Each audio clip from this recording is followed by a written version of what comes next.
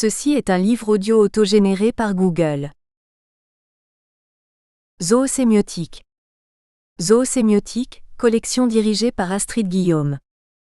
La collection Zoosémiotique accueille les travaux sur les animaux de chercheurs et d'experts en sciences humaines et sociales, sciences du vivant, sciences médicales et sciences des technologies. Zoosémiotique s'entend donc ici aussi bien comme spécialisation des sciences du langage permettant toutes les formes de théorisation des signes émis par les animaux, que comme axe de recherche transversal ouvert à toutes les disciplines académiques en lien avec les animaux. La collection Zoosémiotique possède un comité éditorial et un comité de lecture pluridisciplinaire composé d'universitaires membres du comité scientifique de la Société française de zoosémiotique, société savante transdisciplinaire. Le comité éditorial est composé de Georges Chapoutier, neurobiologiste et philosophe, Pauline Delahaye, sémioticienne, Sophie Doll, vétérinaire, Pierre Fratte, linguiste, Astrid Guillaume, sémioticienne, Lia Courtevost, sémioticienne, Michel Kreutzer, éthologue, Claude Lecouteux, médiéviste, Jean-Marc Neumann, juriste, Aloïs Ken, juriste, François Rastier, sémanticien. Déjà paru dans la collection Zoosémiotique. L'ours polaire et le droit.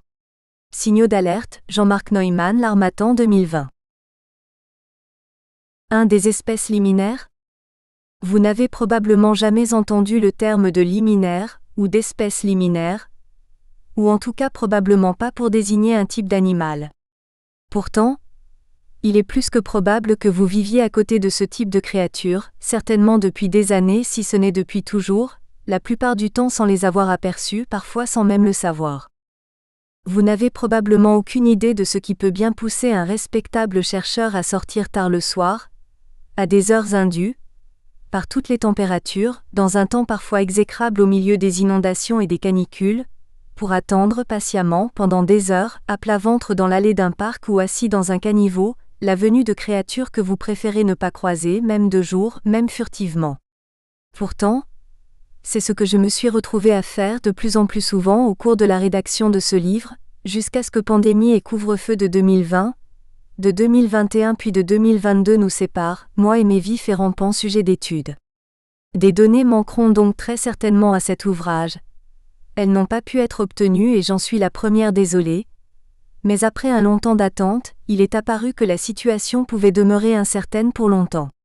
J'ai donc fait le choix de sortir ce livre, car un ouvrage incomplet est toujours mieux qu'un ouvrage qui n'existe pas.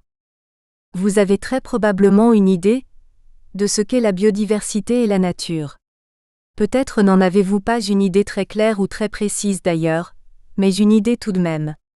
Il est fort probable qu'elle exclue de ses représentations les villes, car il s'agit de milieux considérés comme exclusivement humains, où la nature étouffe et où la biodiversité se meurt.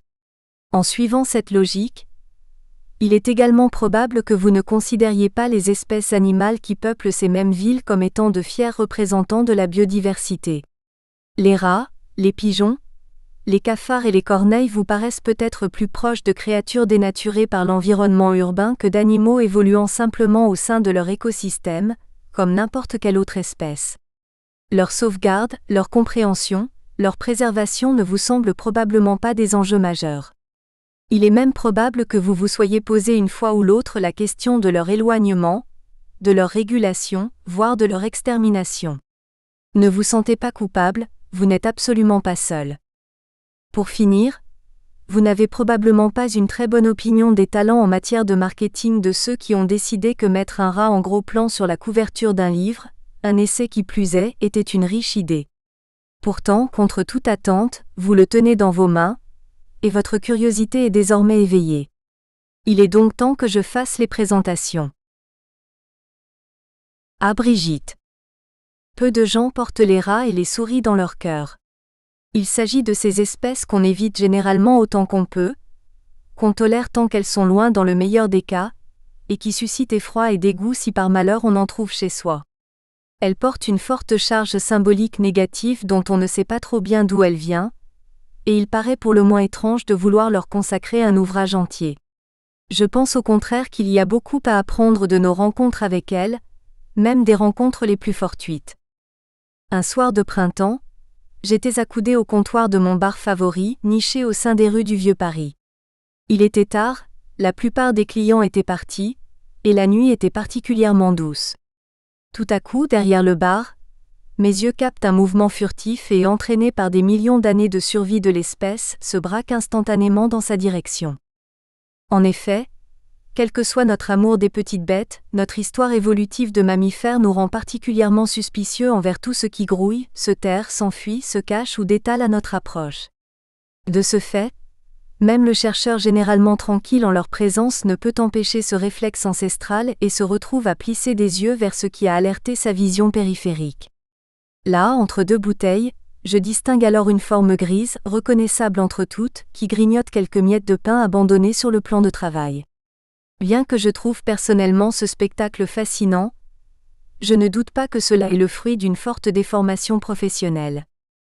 Il est vrai que lorsqu'on travaille en zoosémiotique, en sciences du langage animal, on se prend vite d'affection pour des espèces particulièrement intelligentes, sociales, inventives ou adaptables que nos concitoyens considèrent comme peu aimables, les rats, les corbeaux, les fourmis, les poulpes, les termites et de nombreux autres plus attractifs qui ne sont pas l'objet du présent livre. Cette affection n'empêche pas la lucidité. Nous savons bien que les créatures qui nous émerveillent ont une fâcheuse tendance à produire l'effet inverse sur à peu près tout le reste de nos concitoyens. C'est ainsi. Le fait est que, hors du petit monde des chercheurs, une souris dans un bar est loin de faire le bonheur de tout le monde.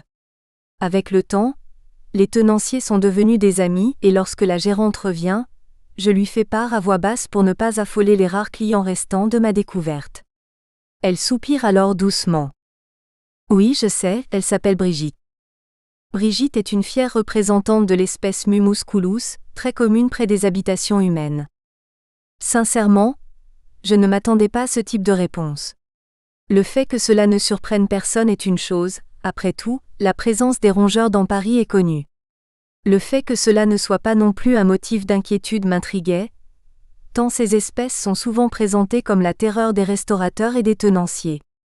La preuve avancée de cohabitation, au mieux enthousiaste, au pire résigné, qu'était le fait de donner un nom à la petite chose grise aux grandes oreilles et aux yeux humides qui venait de se figer entre deux bouteilles de sirop me laissait sans voix.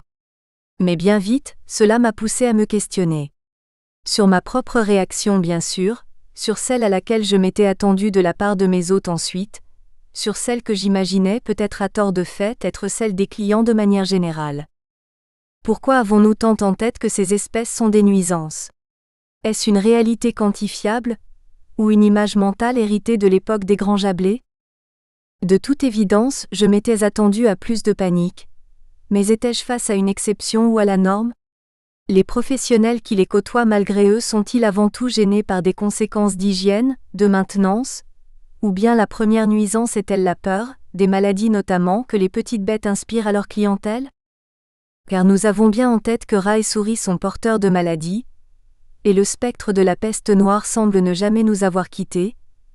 Mais cette peur est-elle réellement justifiée ? Ou bien s'agit-il plus d'un grand cauchemar collectif, où nous voyons des menaces qui n'existent pas ou plus désormais ? Il est vrai qu'il était alors compliqué de comprendre, en regardant à quelques mètres de distance la dite Brigitte grignoter nerveusement ses miettes de pain, comment une si petite chose pouvait générer chez nous tant de frayeur. Il ne faut pas croire que j'exagère en disant cela. Le printemps dont il est question ici, les rats et souris devenaient plus visibles pour des raisons diverses, de climat, de travaux d'urbanisme, et tout Paris semblait réclamer à corps et à cri une extermination massive. Enfin presque tout Paris, car certains amis des bêtes s'étaient tout de même érigés en défenseurs, arguant qu'un animal a le droit de vivre, même s'il est repoussant et a l'audace de venir chercher jusqu'entre vos pieds le pain que vous avez fait tomber. Les partisans de la dératisation et ses détracteurs allaient même jusqu'à s'affronter par affichage interposé, en grand format dans le métro. Pourtant les rats, les souris et avec eux une étrange cohorte allant des pigeons et corneilles jusqu'aux blattes et cafards, ont toujours vécu avec nous, aussi loin que l'humain a construit des villes. Jamais vraiment domestiqués mais résolus à vivre à nos côtés, sauvages, effrayants et familiers, cet aréopage hétéroclite porte un nom, les espèces liminaires. Ni domestiques ni sauvages biologiquement, éternels compagnons indésirables de l'humain, quels sont donc ces animaux à la marge des villes et des hommes, qui vivent dans l'ombre, au seuil de nos habitats, à la frontière ? Mais quelles sont ces espèces qui nous entourent ? Si les animaux domestiques, ou domestiqués ou parfois même apprivoisés, qu'ils soient d'élevage, de travail. Nous espérons que vous avez apprécié cet aperçu. Pour continuer à écouter ce livre audio sur Google Play Livres, utilisez le lien dans la description de la vidéo.